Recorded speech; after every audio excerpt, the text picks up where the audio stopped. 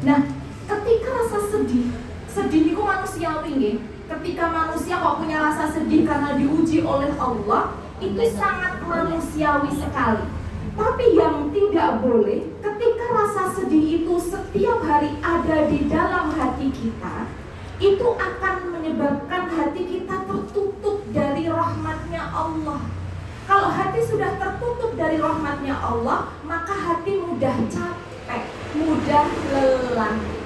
Nah sekarang kita akan belajar bersama-sama apa saja yang menyebabkan hati kita lelah. Sebelum kita bicara tentang obatnya hati, kita akan bicara terlebih dahulu tentang penyebabnya hati kita mudah lelah.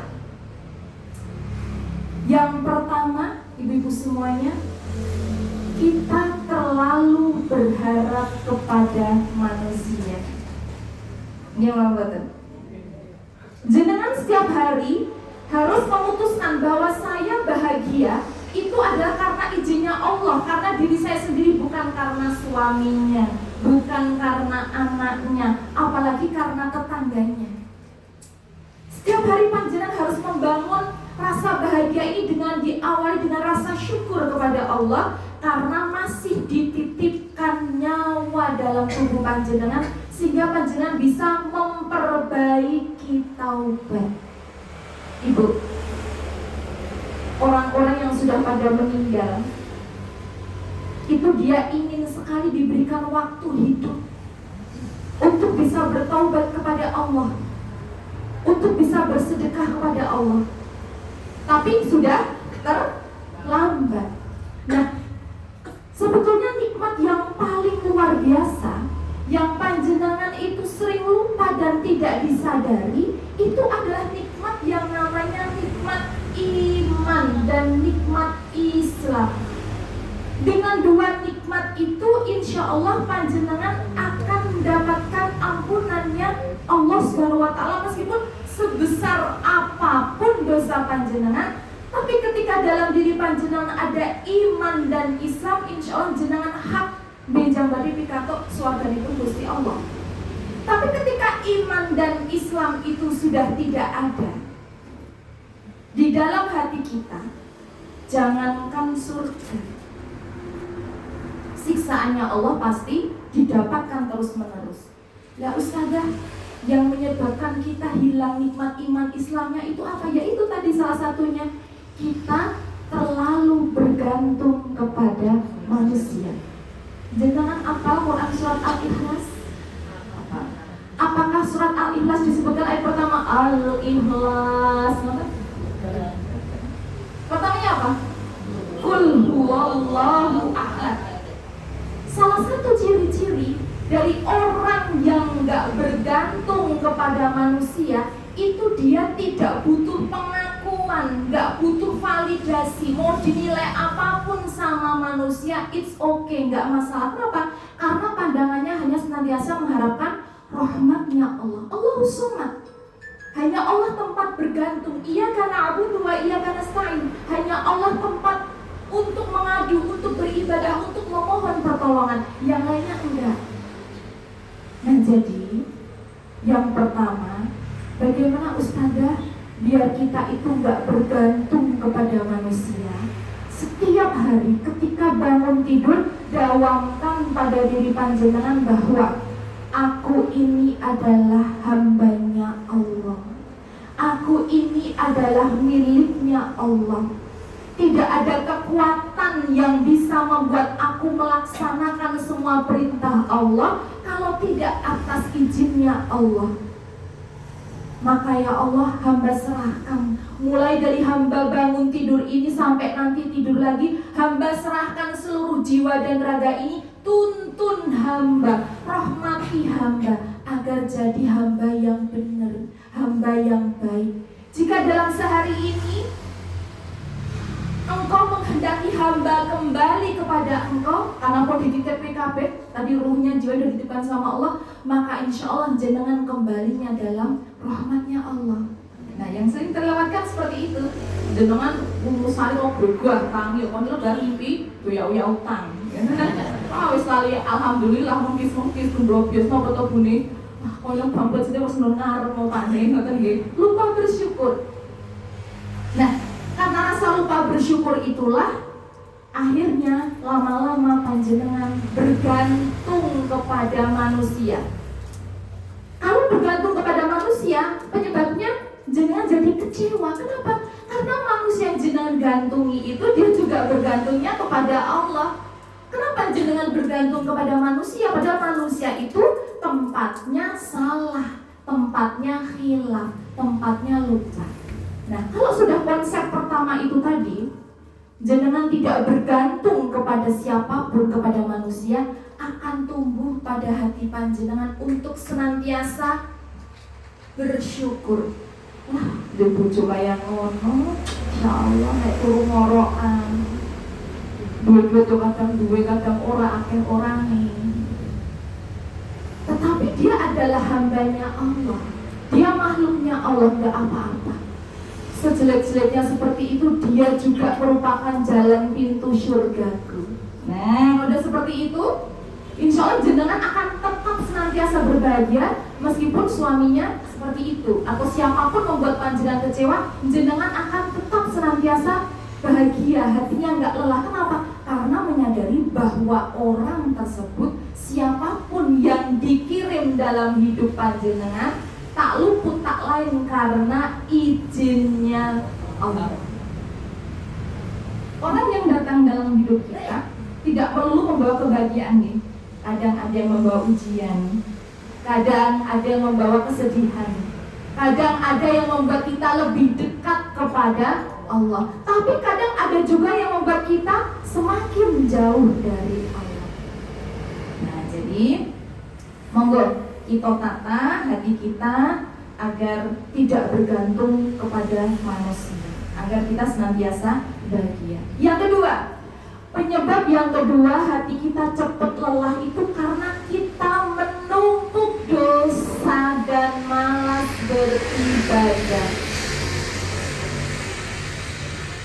Sinten sing nek salat setengahnya mendekati waktu salat berikutnya. Duhur lagi saya jam 2:30, ya saya jam 2:30, mengko tak jam 2:15 sekalian sholat asar. Ada juga yang sholat seperti kan subuhan, mau jam berapa pun kan jam sholat jari, nek jam 8 tangi paha ya tetap seperti subuhan. Tapi pendak dino tangi jam 8. Wah, kita kan gak gibah yo, gak gibah. Kita kan hanya berkaca dari kejelekan orang lain, biar kita gak tiru-tiru dengan mereka yo. Anggapnya seperti itu dan diulang-ulangi terus membicarakan kejelekan orang lain. Nah, dosa-dosa kecil yang panjenengan anggap sepele itu lama-lama itu akan membuat hati panjenengan tertutup oleh rahmatnya Allah. Hati jika sudah tertutup oleh rahmatnya Allah, ibu-ibu semuanya, maka hati itu mudah lelah, mudah putus asa. Wong wadon niku nek pun ketemu kali wadon liyane niku hobinya itu adalah saling curhat. Curhatnya itu biasanya sambil membandingkan sosok wanita lain dalam curhatannya. Tanpa sengaja panjenengan bergunjing tentang kelemahan wanita lain, tentang rumah tangga orang lain, tentang kejelekan orang lain. Tanpa panjenengan sengaja, jenengan sedang transfer cuma-cuma pahala yang sudah jenengan tumpuk setiap hari. Dilewangi tangi jam 3, dilewangi poso Senin Kemis, dilewangi sedekahan. Tapi dengan sukarela dibagi-bagikan dengan manusia yang panjenengan bicarakan tanpa sengaja. Oh, sampai ngoten Ustazah, Bu.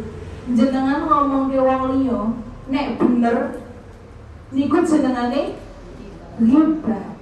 Nek salah tambah parah meneh jenengane fitnah. Lajeng pripun Ustazah tidak usah membicarakan mereka. Setiap orang pasti ada keburukannya, ada kelebihannya. Jenengan saya ngomong ke mereka juga pasti ada kelebihannya, ada keburukannya. Kalau uang itu senengane ngomong ke kejelekan orang dalam suatu komunitas, nanti pindah komunitas lain jenengan ganti sangat dielek-elek. Jadi hindari jika dalam sebuah komunitas, dalam sebuah hubungan ada manusia-manusia jenis seperti itu, hindari. Eman-eman jenengan sing sholat, ngaji, sing ibadah yang luar biasa, kalau cuma dibagikan dengan cuma-cuma hanya karena membicarakan kejelekan orang lain.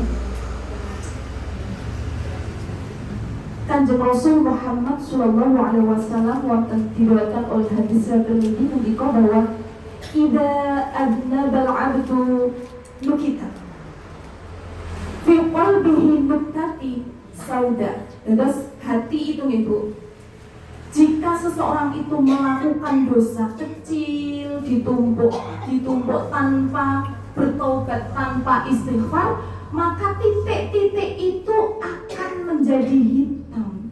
Dan ketika titik-titik itu sudah hitam, maka akan memenuhi ruang kolbunya, memenuhi ruang hatinya. Maka kalau sudah seperti itu, hidayah tidak akan bisa masuk. Jenengan air, nek jernih, kita akan berkas sinar, kelihatan kan bukan berkas sinarnya di dalamnya, kelihatan. Dengan menghudut gelas, terus airnya jernih, ada sinar matahari, akan kelihatan menembus. Hati juga seperti itu. Jika hati itu bersih, itu mudah sekali menerima nasihat, mudah sekali dielingi, mudah sekali rahmatnya Allah memenuhi hatinya. Tetapi jika hati itu setitik kasih tinta, setitik setiap hari terus, itu ibarat dosa. Lama-lama air itu akan jadi pekat. Ketika ada sinar bekas masuk ke dalam gelas yang berisi air penuh tinta itu, apakah bisa masuk ke dalam? Tidak akan bisa. Hati adalah seperti itu. Saya sering berpesan kepada anak-anak saya seperti ini. Anak saya tanya, Bunda, kalau orang mau mati itu, ada nggak bagian tubuhnya masih bisa berfungsi ketika sakaratul maut masuk surga? Ada. Jadi ketika manusia sakaratul maut, itu semua organ tubuhnya tidak berfungsi, dimatikan oleh Allah. Kenapa? Saking sakitnya.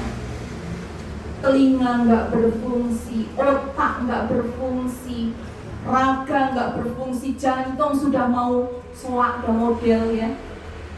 Tetapi subhanallah, ada satu organ tubuh yang bahkan sampai sakaratul maut masih berfungsi dengan baik. Itu yang akan menuntun panjenengan untuk terakhir kalinya menyebutkan kalimat La ilaha illallah Muhammad Rasulullah. Bukan karena kebiasaan panjenengan berpikir itu, bukan karena lisan panjenengan sudah hafal di luar kepala kata-kata itu, bukan. Tetapi ternyata yang membuat panjenengan tetap senantiasa untuk bisa bilang eleng kalian Allah di saat semua organ tubuh sudah nggak berfungsi, saat sakaratul maut masih bisa La ilaha illallah Muhammad Rasulullah, ternyata karena ada qalbun salim, ternyata karena ada hati yang selamat. Hati selamat yang seperti apa? Hati yang senantiasa dijaga, tidak dipenuhi dengan penyakit-penyakit hati, gak dipenuhi dengan rasa dengki, iri, ghibah, sakit hati, dendam, gak dipenuhi yang kayak gitu. Hati yang senantiasa memaafkan, yang senantiasa ridho dengan apapun yang jadi ketetapannya Allah. Hati yang senantiasa ingin memberi dan memberi terhadap mereka yang membutuhkan.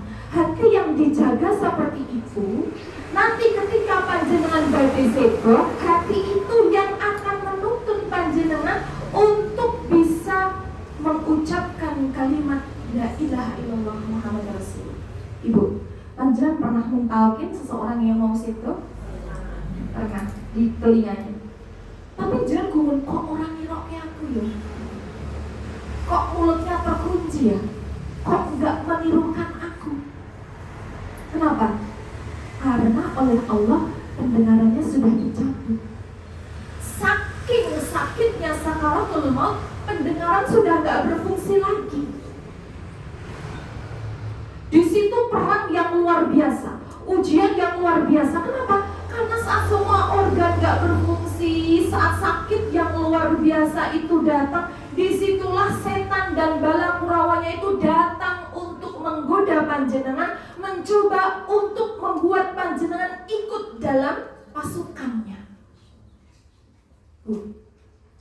Bayangkan coba, jenengan sendirian, sakaratul maut sendirian. Secinta apapun suami panjenengan tidak akan ikut sakaratul maut panjenengan. Secinta apapun putra putri panjenengan gak akan ikut ketika jalan sakaratul maut. Jenengan benar-benar sendirian.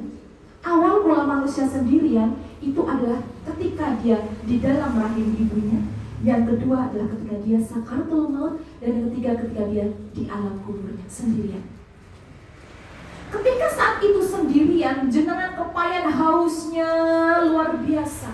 Haus sekali. Orang mau meninggal tuh pola hausnya panas. Jadi ruh itu ketika mau dicabut dalam tubuh itu Allah membuat kerongkongan kita rasanya panas sekali.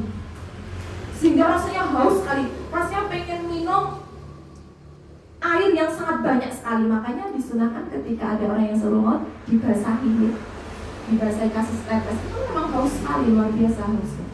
Saat seperti itu tidak ada orang yang bisa menolong panjenengan. Tiba-tiba ada manusia yang terlihat sangat lemah lembut, yang sangat baik hati, menawarkan segelas minuman pada panjenengan.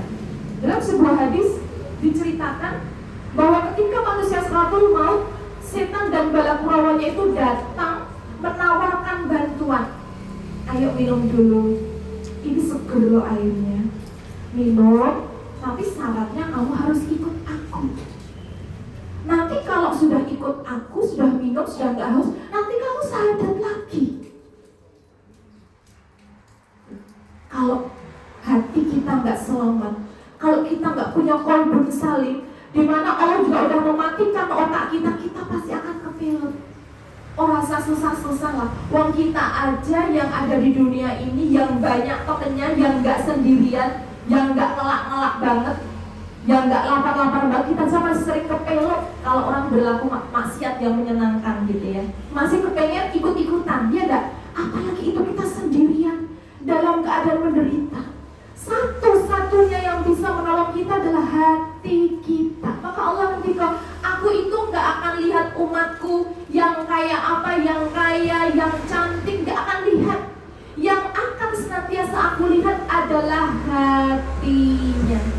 Karena hati yang selamat, qalbun yang salim itu yang akan menyelamatkan panjenengan dari su'ul khotimah. Mudah-mudahan Allah menuntun kita gitu. Amin. Saya itu kalau membahas, karena kita semuanya besok akan sampai di titik itu.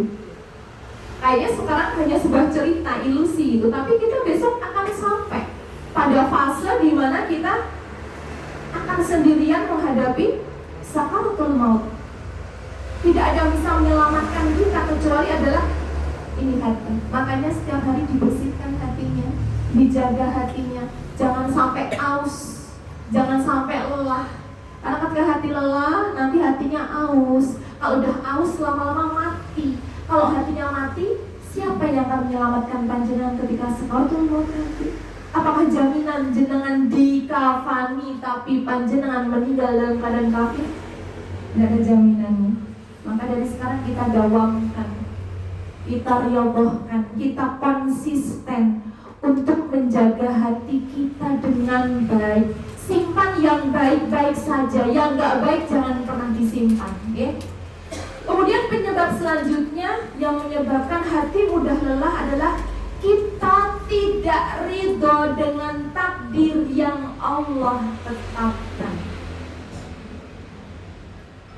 Ibu, rukun iman semakin bilangannya besar, itu semakin susah. Percaya kepada qada dan qadar Allah ada di bilangan yang paling akhir, ada di urutan yang paling akhir, urutan ke-6. Kenapa? Karena paling susah itu adalah menerima dengan ridho apa yang jadi qada dan qadarnya Allah.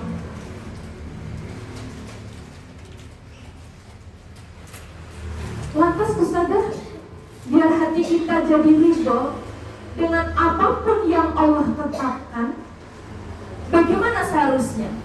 Ada satu kuncinya, Bu. Sudah pernah naik pesawat? Berusaha pesawat lah, angkot mawon pun. Ibu, kalau nitih angkot, kira-kira jenengan kenalan napa mboten kali Pak supir itu? Pak supir, jenengan namanya sinten? Daleme pundi KTP apa sih Bu? Kula butuh memastikan bahwa panjenengan adalah supir beneran, ben kula mboten kesasar. Mboten kan? Jenengan mlebet angkot bismillahirrahmanirrahim, kemudian apa? Tawakal, berserah diri kepada Allah, percaya kalau supirnya nek jenengan nanti bakal diterapkan sampai tujuan dengan selamat. Gitu mboten? Berarti syaratnya ketika kita selamat, kita menjadi selamat di dunia itu artinya kita meninggal dalam keadaan husnul khotimah. Syaratnya adalah kita ridho kepada takdirnya Allah. Biar kita ridho terhadap takdirnya Allah, ini loh Bu, hatinya harus senantiasa tawakkaltu 'ala Allah, la haula wala quwata illa billah. Harus berserah diri kepada Allah, mohon kekuatan kepada Allah. Kalau hati sudah berserah diri kepada Allah, saya kok hakul yakin jenengan badhe selamat. Seperti analoginya, contohnya tadi ketika naik angkot, jenengan pasrah kali Pak sopir yang jenengan tekan gone, boten usah takon-takon napa meleh, sopir yang jenengan itu Allah Subhanahu wa taala. Harusnya panjenengan lebih berserah diri, harusnya lebih percaya bahwa apapun yang ditetapkan dalam hidup panjenengan, susah napa seneng, lara napa boten, itu sudah bagian dari takdirnya Allah. Kalau Allah sudah mentakdirkan sesuatu yang itu enggak baik buat panjenengan, yang itu berat, yang itu susah, yang itu penuh dengan air mata, la yukallifullahu nafsan illa wus'aha, niki bahu panjenengan sudah dikuatkan sama Allah. Enggak akan Allah itu memberikan cobaan, memberikan ujian kepada panjenengan, tapi bahu panjenengan belum siap. Seorang guru matematika kelas 2 SD nggak akan mungkin ngasih ujian anak didiknya soal anak SMA. Gimana Bapak? Yang diujikan ya masih sesuai dengan kemampuan anak usia kelas 2 SD. Pertanyaannya, kenapa Allah menguji orang yang disayang? Harusnya kalau disayang boten usah diuji loh ustazah, mau katanya sayang, kenapa diuji? Diuji ini pun sakit kan ustazah. Tapi kenapa rasa cinta Allah kepada hambanya itu harus lewat dengan ujian? Saya analogikan lagi, karena kalau tidak dianalogikan jenengan dibingung oleh memahami. Ingat, seorang guru dia mau ngasih reward, mau ngasih hadiah kepada siswanya, itu berdasarkan apa? Ujian. Kalau ujiannya baik, nilainya baik, maka kan dikasih reward hadiah. Hadiahnya apa? Bisa dikasih beasiswa, minimal kasih coklat sama gurunya, atau minimal cuma dikasih pujian, wah luar biasa ya, kamu itu ya sudah cantik, pinter. Karena gurunya merasa bahagia, bangga, apa yang sudah diajarkan selama ini nyantol kepada siswanya. Allah juga begitu. Allah itu cinta. Allah akan memberikan reward, akan memberikan hadiah yang luar biasa kepada panjenengan, harus lewat ujian terlebih dahulu. Jenengan munine cinta, katanya cinta, tapi nggak ada ujiannya. Berarti omong kosong. Contohnya, ketika jenengan kenal kalian bapak, awal mula bapak ngendika apa? Bu, aku cinta kali jenengan. Jenengan satu-satunya wanita yang tercantik, terindah yang pernah aku temui. Wah, bapak jeng. Bapak langsung jeng malam ini. Kula niki ngan krungu niki lho, Pak. Ngoten nggih, Pak, nggih leres nggih, Pak. Tetapi apakah butuh cukup hanya bilang I love you, Bu, I love you, Dek? Cukup seperti itu? Jangan bisa cinta kepada suami panjenengan. Harus diapain? Dibuktikan. Dalam pernikahan ternyata jenengan kok banyak kekurangannya, banyak kelemahannya, diuji dengan ekonomi, diuji dengan mungkin tidak punya anak, diuji dengan berbagai macam ujian.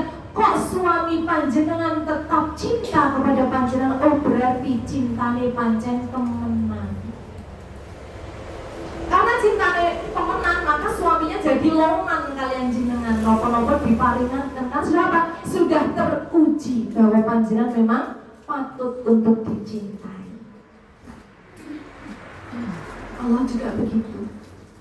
Allah ingin membuktikan seberapa besar cinta panjenengan kepadanya. Salah satunya adalah jenengan harus ridho dengan ketentuan Allah. Makanya percaya kepada qada dan qadar itu ditempatkan pada rukun iman yang terakhir, karena itu yang paling susah, yang paling sulit.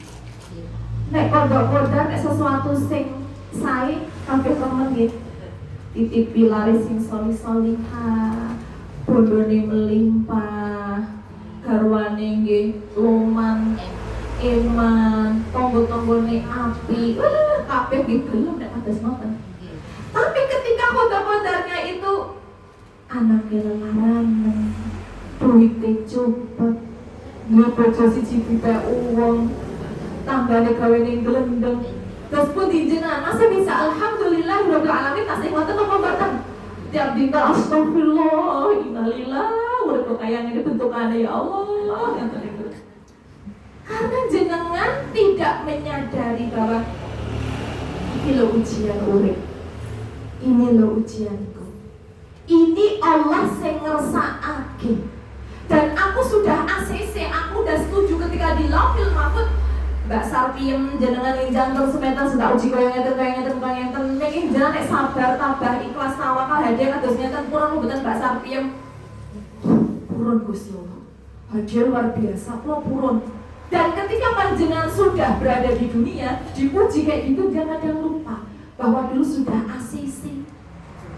Jangan mboten ACC mboten bakal urip sakniki. Kok dibundut kalian Allah. Tapi karena jenengan ACC dengan takdir dan garis hidup ini, maka jenengan lahirlah ke dunia ini. Maka apapun takdirnya, apapun ketetapannya, maka harus apa Bu? Tawakkaltu Allah, berserah diri kepada Allah. Kemudian selanjutnya, apa yang menyebabkan hati kita mudah lelah? Yaitu hubbud dunya, kakean mikir donya, sedikit memikirkan akhiratnya. Kedonyan banget, opo-opo diukur dengan dunia. Ustazah, ampun ngotos ngoten, ampun munafik ta Ustazah. Kenapa? Karena kan saat ini apa-apa duit Ustazah. Nek mboten ana duit niku mboten muni Ustazah.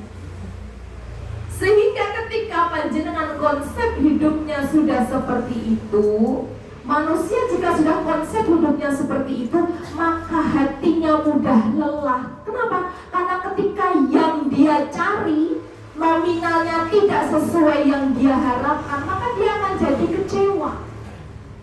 Karena konsep hidupnya sudah apa-apa dengan nominal, dengan uang. Non sewu, saya itu non sewu.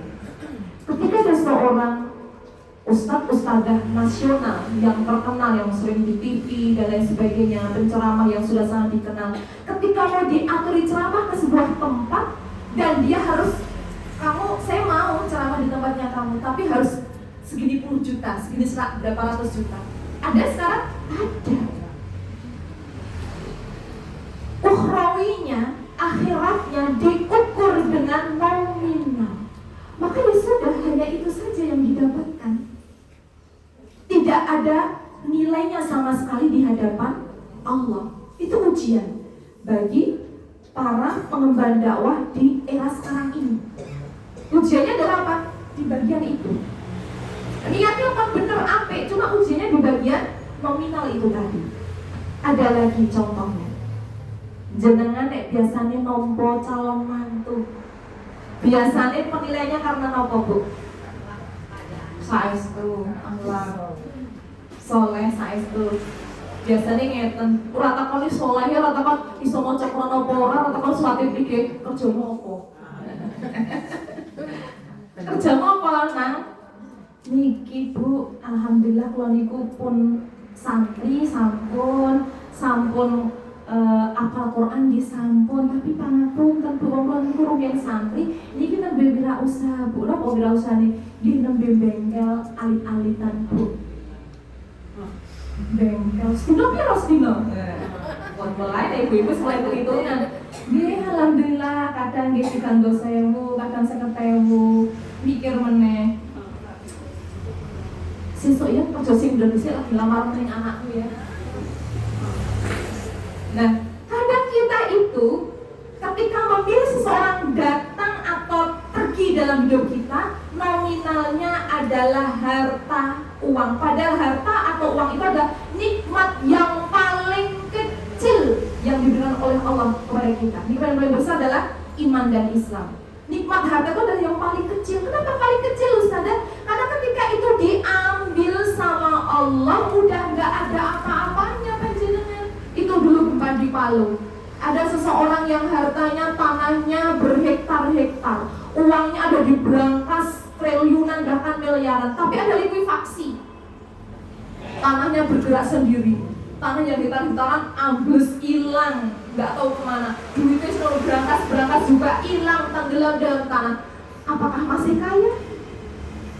Dalam waktu 1 jam dia sudah tidak memiliki apa-apa. Saat itu diwawancarai, dia menangis di pengungsian. Menangis kenapa? Karena harta bendanya yang banyak itu yang tersisa hanya tinggal apa? Baju yang menempel di badannya saja. Tanahnya yang hektaran hilang, ternaknya yang ribuan hilang, perusahaannya hilang, anak istrinya hilang, hartanya yang miliaran hilang. Yang ada hanya ruh, nyawa, badan dan baju yang menempel saja. Makanya saya matur sama panjenengan bahwa harta itu adalah nikmat yang paling kecil yang Allah titipkan pada kita. Makanya Bu, kalau jenengan milih calon mantu atau mungkin milih calon suami, mungkin kalau sudah berpisah kemudian mau memutuskan untuk menikah atau tidak, itu please saya titip saestu kalian panjenengan, agama adalah pilar yang nomor pertama. Ngeten Bu, agama niku bobote setunggal, gitu Bu, setunggal. Kalau dia ganteng tambah bobot 0,1 bagi pinten? 10. Nek dia kaya tambah bobot 1 lagi jadi berapa? 100. Kalau dia dari nasab orang yang baik-baik tambah 1 jadi berapa? 1000. Tetapi kalau agamanya saya hilangi, apakah 00 yang di belakang ini punya arti? Enggak akan punya. Tapi ketika angka satunya saya munculkan dan yang 3 ini yang 00 tadi saya tutup, apakah masih punya arti? Angka 1 masih punya arti. Itulah agama. Landasan agama ibaratnya seperti itu Ibu. Jadi ketika panjenengan memilih nanti calon suami atau mungkin calon menantu, yang ditanya pertama adalah solehnya terlebih dahulu. Pripun salate Mas? Saya kalau tes cobi tak tes tingkat kekhusyukan itu tidak usah dites kebetulan sakit. Pripun Quran Mas? Saged maos Quran Mas? Alhamdulillah Bu, saged kula hafid Bu. Cobi tak tes. Nek tes ya betul wallah Ibu. Kita sampai keluar sing angel soalnya. Nah setelah itu semua baru jenengan saja kerjane nopo Mas. Kalau kerjanya belum terlalu baik tidak apa-apa. Kenapa? Karena Allah sudah menjamin ketika nanti mereka berumah tangga, Allah akan melebihkan rizkinya. Betul usah, gak usah masalah bondo-bondo betul usah. Sing penting agamanya apik. Orang kalau agamanya bagus itu tahu bagaimana cara memuliakan putri pun panjenengan itu tahu, paham. Tapi kalau orang nggak punya agama, cuma punya harta benda dan wajah saja atau mungkin nasab saja, maka dia akan mudah untuk menyakiti putra putri panjenengan. Kan banyak di sekarang ada yang membunuh suaminya, ada yang membunuh istrinya, bojone jaluk dutan dikeprui ya, kayak gitu ya, banyak sekali kasusnya. Itu karena fundamental syarat pertamanya itu agama itu betul dipikir sementing sugih, sementing nasame sekawong sing apik, sementing ganteng, tapi agamanya nggak ada. Kulo kalau punya calon mantu, alhamdulillah pun tadi Bu. Kriteria saya pertama adalah saya tangi jam kali kemarin. Kalau sengaja WA, nembe nopo Mas? Kalau dia balesin saya, jadi dia juga bangun. Berarti dia sujud, meskipun yang membalas mungkin jam 3 atau setengah 4 agak maaf ya Bunda tadi agak terlambat lagi lahir. Oh berarti agamanya bagus. Terus kadang saya ajak juga tentang diskusi-diskusi kecil tentang masalah agama. Kok nyaut? Oh berarti bagus. Tambah bagus lagi, oh sudah hafal Quran. Oh itu berarti bonus. Nanti urusan dunia biar ngikut saja. Nah, ngoten Ibu. Jadi bismillah. Kalau tak dumake kabeh jenengan sing raos mriki minjam calon mantu niku ahli agama, ahli ibadah, ahli Quran. Main geret jenengan ugi. Nggih kan? Kalau ahli ibadah, ahli Quran mesti putrane panjenengan yo katut dadi ahli ibadah, ahli Quran. Kalau katut insya Allah jenengan juga katut oleh dongane. Jadi bojone iki double-double. Ngoten nggih. Nah, Ustazah, kula iki pengen ngerti nih Ustazah. Jane atine kula niku lelah napa mboten? Niku wonten ciri-ciri napa mboten sih Ustazah? Wonten, Bu. Ciri-ciri hati yang lelah itu berarti hati yang lelah itu tanda-tanda badhe sekarat niku atine badhe aus, badhe mati. Yang pertama, mudah marah dan tersungging. Ayo iki sing sok gampang nesunen, gampang tersinggungan, sithik-sithik nesu karena tersinggung, itu berarti hatinya sudah lelah. Ya, kita introspeksi diri termasuk saya juga. Mudah marah, mudah tersinggung, itu berarti hatinya lelah. Mudah cemas dan gelisah. Aduh, duitnya kali semini. Si tanggal semini ya Allah cukup apa orang. Aduh, bapaknya hamilnya urung mulai nanti yo. Aduh dan aduh, banyak dalam hidupnya odah dan aduh. Mudah cemas dan gelisah. Itu pertanda hati panjenengan lelah. Selanjutnya, panjenengan merasa kosong. Padahal oleh Allah sudah dititipkan banyak pencapaian, banyak harta benda, tapi rasanya itu wah rasanya ini banget ya. Padahal ya suke ya iyo, putra putrinya juga keren-keren, garwannya juga baik, tapi kok rasanya aku kosong ya. Hati-hati. Itu ciri-ciri orang yang hatinya sudah lelah juga. Merasa sendirian, merasa gak punya siapa-siapa, padahal banyak temennya.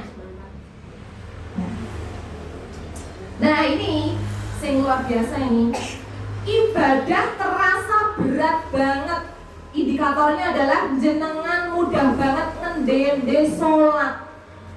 Jenengan lebar sholat orang wiridan langsung klepak. Sing dicanda HP ini. Lebar assalamualaikum warahmatullahi wabarakatuh. Assalamualaikum astagfirullahaladzim alladzi la ilaha enggak HP set ono biane ya. Nah, aku scroll, aku lali wiridane. Untuk sedekah rasanya berat. Ngitung-ngitung nek tak sedekah semini. Duitku 500.000, nek tak sedekah 100 400.000. Nah, hitungan banget. Padahal harta kita yang sesungguhnya adalah harta yang kita sedekahkan. Kemudian ciri selanjutnya adalah susah bahagia. Padahal hidupnya sudah berkecukupan, tapi jangan ada yang sedih, ada yang cuma kecewa saja. Itu ciri-ciri hati panjenengan badhe merepet, badhe mati, badhe aus.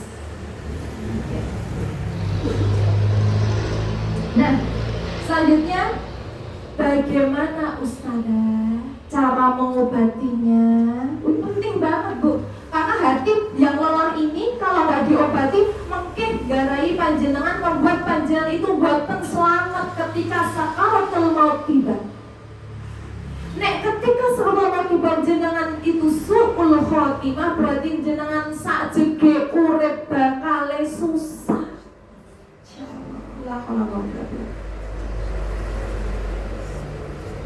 Yang pertama, obatnya adalah ala bidzikrillah tatma'innul qulub. Napa Bu? senantiasa ingat kepada Allah biar hatinya menjadi tenang, senantiasa zikrullah katsira, senantiasa mengingat Allah dengan sebanyak-banyaknya. Zikir Hasbunallah wa ni'mal wakil, ni'mal maula wa ni'man nasir. Lagi berat daripada gremeng, lagi kebutuhan oke, bingung mau dari mana dapat uangnya. Zikir itu hasbunallah wa ni'mal wakil. Kanjeng Nabi dipanggil Allahumma sholli ala sayyidina Muhammad waddaqat hilati adrikni ya Rasulullah.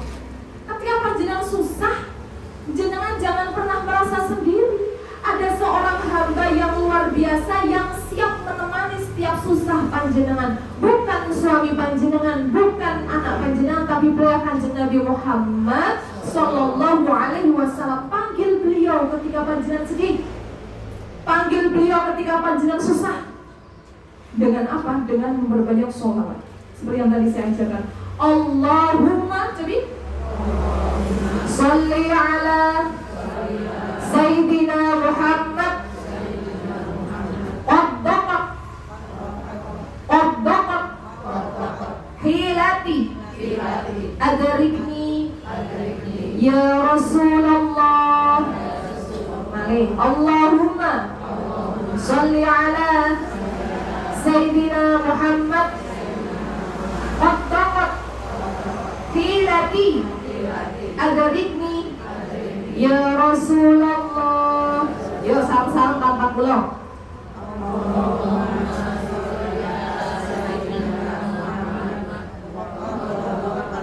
Hilati adrikni ya Rasulullah. Nginjang jenenge pas sedih, pas bingung, kudu kepiye, baca sholawat itu sebanyak-banyaknya, namanya sholawat adrikni. Dalam keadaan panjenengan suci nggih Bu, berwudu menghadap kiblat, karo nangis oleh, karo gero-gero oleh. Dengan membaca sholawat itu Kanjeng Rasul nanti akan bantu panjenengan menjadi wasilah. Apa yang panjenengan inginkan, apa yang panjenengan hajatkan akan dikabul oleh Allah.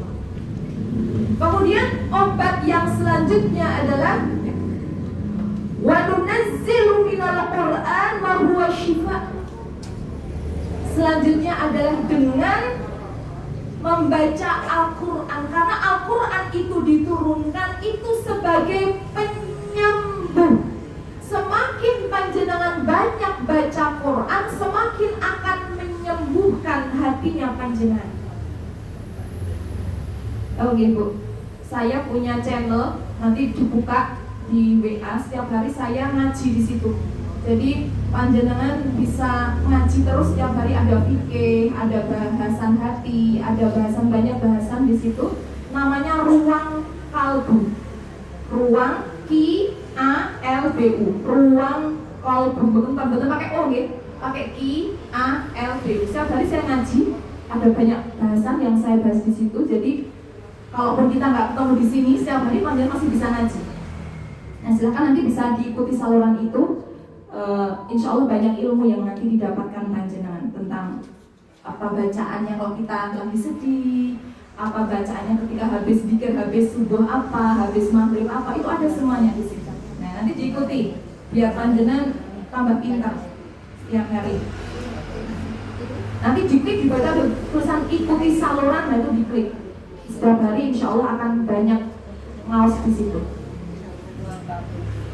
Nah selanjutnya, jenengan cinta nggak dengan Quran Bu? Buktinya apa cinta kali Quran? Tadarusannya pinten jos pinten? Setunggal jos. Ustazah kula niku setunggal rukuk pun teklak-tekul lho Ustazah. Lah ngoten ajeng oleh syifaun, ajeng oleh tombol niku pripun? Wong ge selembar mau tak tekuk. Caranya dibiasakan. Ibu, Quran yang panjenengan cintai sejak panjenengan ada di dunia ini nanti akan berwujud. Coba dibilangkan. Quran yang panjenengan baca saat ini nanti ketika panjenengan masuk ke dalam liang lahat, dia akan berwujud menjadi sesosok yang akan melihat melindungi panjenengan dari pertanyaan mungkar nakir, dari siksa kubur, akan melindungi panjenengan sampai yaumul akhir. Siapa itu? Al-Qur'anul Karim. Maka dari sekarang cintai Qur'annya. Terbata-bata nggak apa-apa. Bacanya gerudal-gerudal ora apa-apa, tapi harus dibaca setiap hari, karena itu nanti yang akan menjadi penolong ketika panjenengan ada dunia lahat pertama kali. Ketika mungkar nakir datang, si Quran bilang ke panjenengan, gak usah takut. Aku ini Quran yang kamu baca setiap hari. Aku akan melindungimu sampai yaumul akhir nanti. Aku gak akan membiarkan malaikat mungkar nakir dan yang lainnya menyakiti tubuhmu, menyakiti kulitmu walaupun hanya sedikit. Aku akan melindungimu dari ujung rambut sampai ujung kaki. Sinten niku? Bagaimana ceritanya? Jangan pengen punya pelindung tapi Qurannya gak pernah disentuh. Bagaimana ceritanya? Jenengan pengen Quran jadi pelindung, tetapi jenengan sampai usia segini tidak bisa membaca Al-Quran. Mulai sekarang dipeksa. Nek iso sedina kuwi setunggal juz, tapi istiqomah. Padahal durung iso setengah juz. Nek durung iso sak khotbah, tapi istiqomah. Sekhotbah, besok rong khotbah, 3 khotbah sampai akhirnya bisa 1 hari 1 juz. Nek iso niku setiap petang dina kathah. Saged Bu, setiap 4 hari kathah ngoten. Lah nggih ustazah nggih kula nggih mboten kerja ngoten Us, mung maca Quran nggih pritelek terus. Insyaallah bisa. Jadi kalau tahajud niku nggih Bu, nek niku jam pinten Bu? Nek niku jenengan. Masya Allah, jam kali. Oh, lek niku mriki jam setengah sampun suruh kanggo niku. Mungkin kalau makin langsung lebaran langsung maca Quran. Suruhkan sekalian jadi subuhan terus qobliyah subuh, surah duha. Lebaran lebih tadarusan. Niku mungkin sepaket terus nggih ampun kados nonton nggih. Terus ungu jam kali mungkin pilih mulai sholat obat, sholat tahajud, sholat hajat, ada sholat witir mungkin jam 3 rampung lah, mungkin benar deres begini jam sekawan kurang seperempat saja pas subuh 4 kurang seperempat ya. Nah harus pun lumayan, mungkin bakto duhur deres malih, bakto duhur deres malih, asar deres mungkin betul kraos 1 hari itu 2 juz Bu. Nah setunggal hari 2 juz berarti sedak 15 dinten jenengan khatam. Masya Allah, luar biasa. Tapi istiqomah. Bukan nek maca Quran barusan nek pas Ramadan tok. 4 hari sekali khatam kalau wis ning Ramadan tok lebare mboten nggih ampun nggih. Masyaallah. Selanjutnya obat yang kedua adalah perbaiki sholat. Okay. Untuk hati kita biar gak lelah, selanjutnya adalah memperbaiki sholat. Bismillahirrahmanirrahim. Wasta'inu bis-sabri was-salah innaha lakabiratun illa 'alal khashi'in. Mintalah tolong kepada Allah itu dengan sabar dan sholat. Tapi Bu, sabar dan sholat itu amat kabir, abad innaha, tapi kecuali illa 'alal khashi'in, kecuali bagi orang-orang ingkang khusyuk. Nah, ketemu kunci nih. Nek hatine panjenengan ben ora gampang lelah, jenengan kudu napa Bu? Sabar kalih salat. Ming sabar lan salat niku sing kados napa Bu? Ben bisa mengobati hati panjenengan yang lelah niku dengan cara yang khusyuk. Salat bisa menjadi syifaun, bisa menjadi penyembuh ketika salat itu dilaksanakan dengan khusyuk. Wonten peristiwa perang Badar, salah satu sahabat kanjeng Nabi Muhammad sallallahu alaihi wasallam, Allahu Akbar. Wah, nek zaman riyen zaman kanjeng Rasul Allahu Akbar ku donyane glethaken kabeh. Mboten nyonggo-nyonggo donya mboten. Bahkan Imam Syafi'i itu pernah ditegur oleh adiknya itu ahli ilmu hikmah, nggih, adiknya Imam Syafi'i itu ahli ilmu hikmah. Gagas ahli ilmu hikmah itu dia bisa merasakan seseorang tanpa orang itu ngomong. Saking dekatnya makrifatnya pada Allah itu luar biasa. Gagas suatu saat lebar sholat, adik ini pun tanglet kali Imam Syafi'i, kamu itu sholat kok berumuran darah. Adiknya mengenal kali Imam Syafi'i, kamu itu sholat kok berumuran darah. Terus Imam Syafi'i, maksudmu apa? Kamu lagi mikir kan tentang hukum haid kan? Niku ulama bu, ulama sholatnya orang khusyuk gara-gara mikir ke hukum. Niku ulama. Nek panjenengan mboten khusyuk mikir ke apa bu?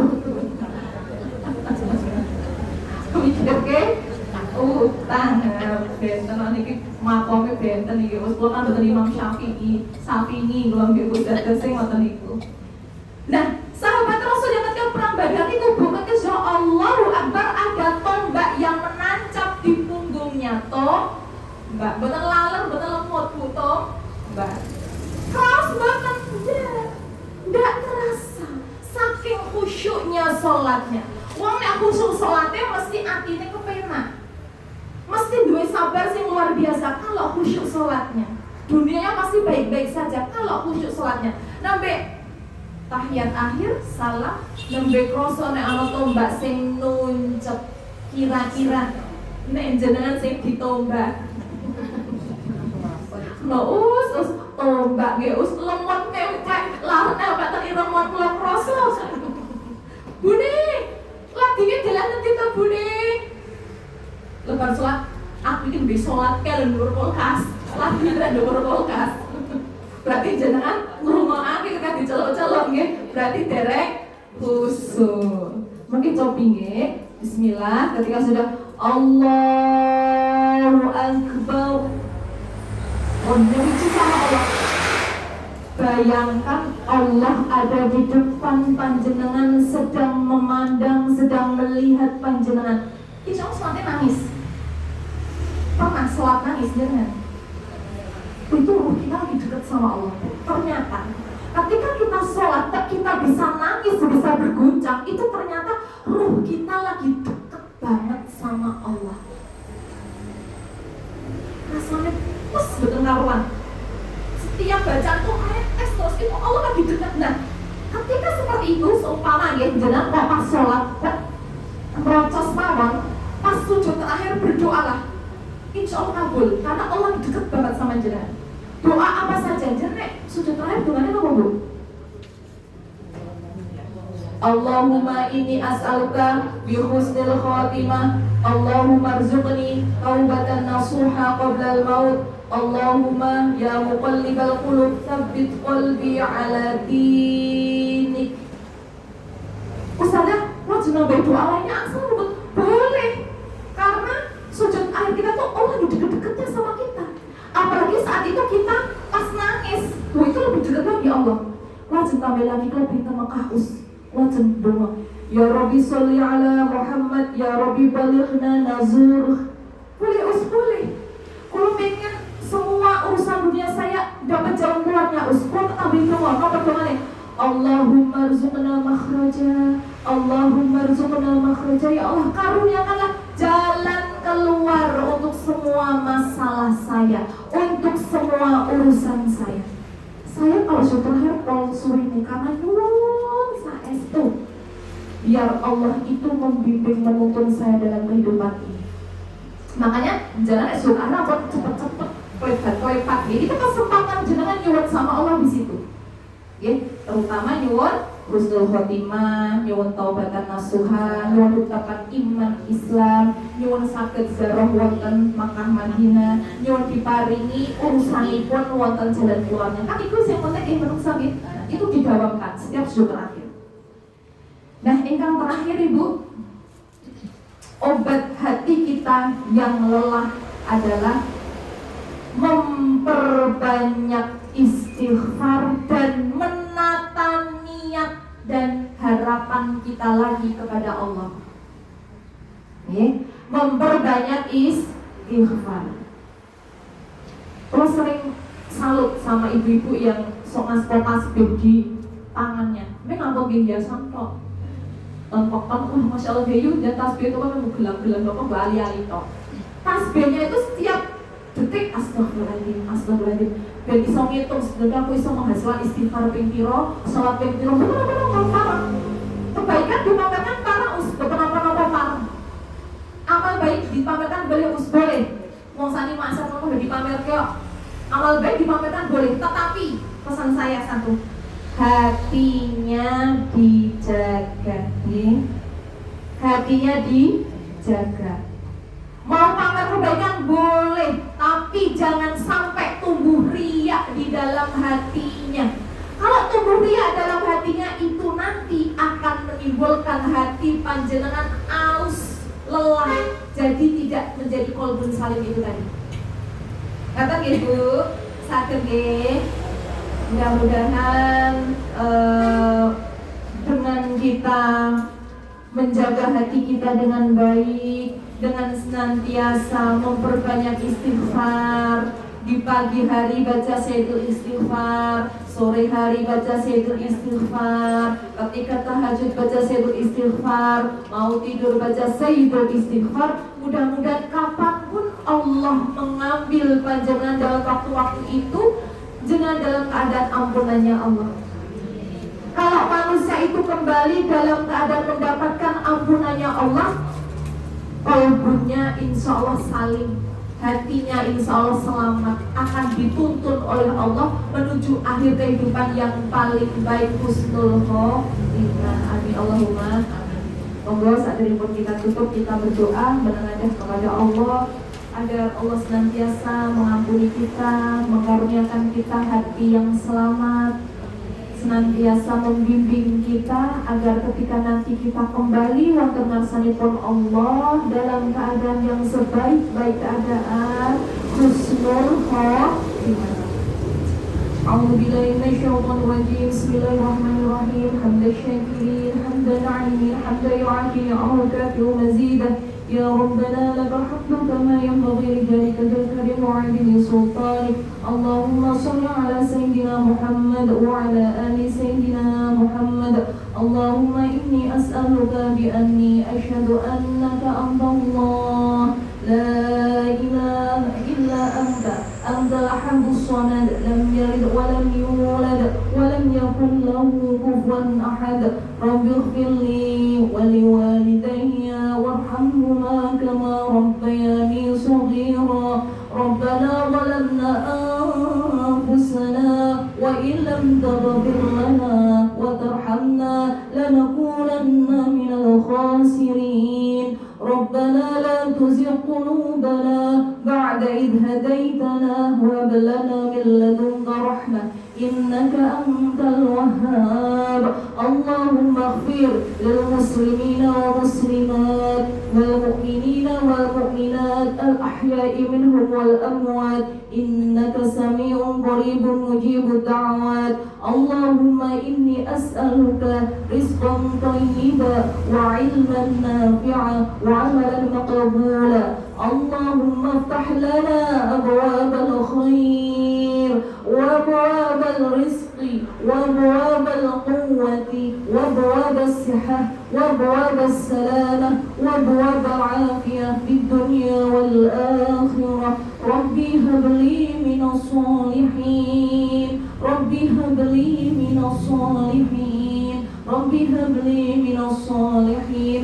Bismillahi ma sya Allah, la yasuqu khaira illallah. Bismillahi ma sya Allah, la yasuqu su'a illallah. Bismillahi ma sya Allah, ma kana min ni'matin famin Allah. Bismillahi ma sya Allah, la hawla wa la quwwata illa billah. Qulillahumma malikal mulki tu'til mulka man tasha' wa tanzi'ul mulka mimman tasha' wa tu'izzu man tasha' wa tudhillu man tasha' biyadikal khair innaka ala kulli syai'in qadir. تولج الليل في النهار وتولج النهار في الليل وتخرج الحي من الميت وتخرج الميت من الحي وترزق من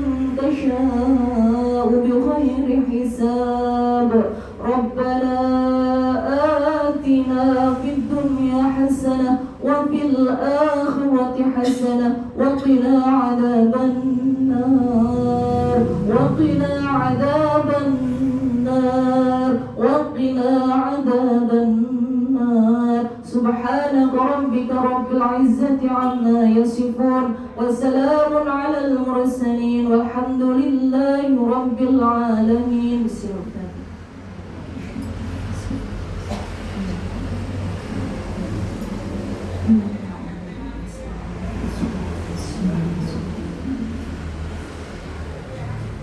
Allahu minkum ihdinas siratal mustaqim wallahu muwaffiq ila aqwamit thumma wassalamu alaikum warahmatullahi wabarakatuh.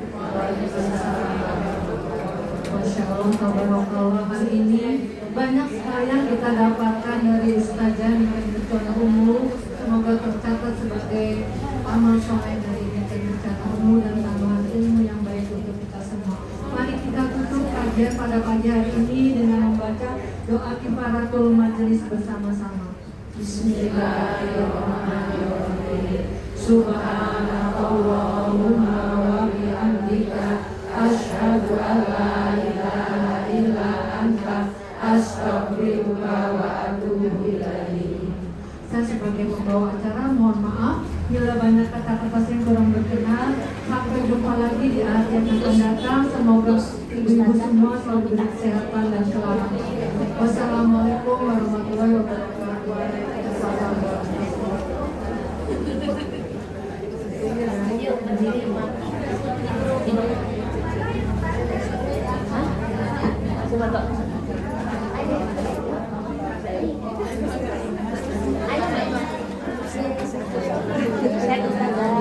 Sama di Allah. Ini dimatiin ya? Oke, wis dimatiin.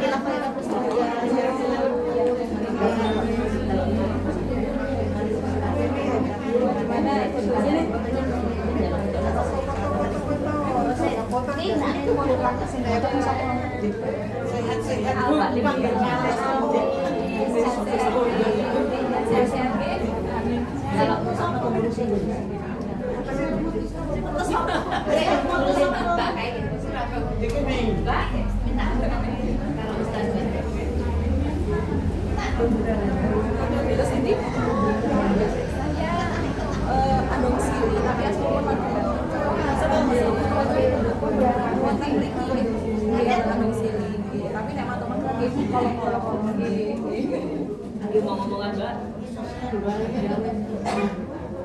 Ya pokoknya gantian. Masuk semua enggak? Rapat.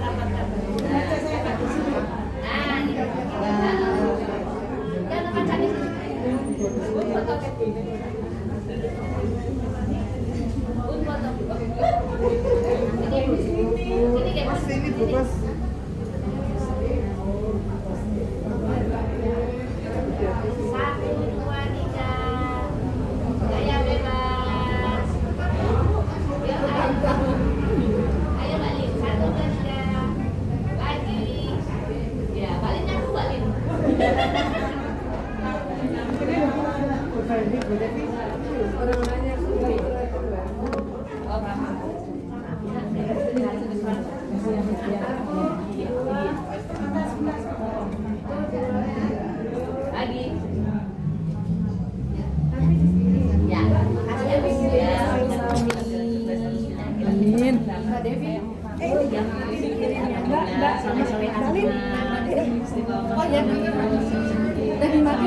Belum.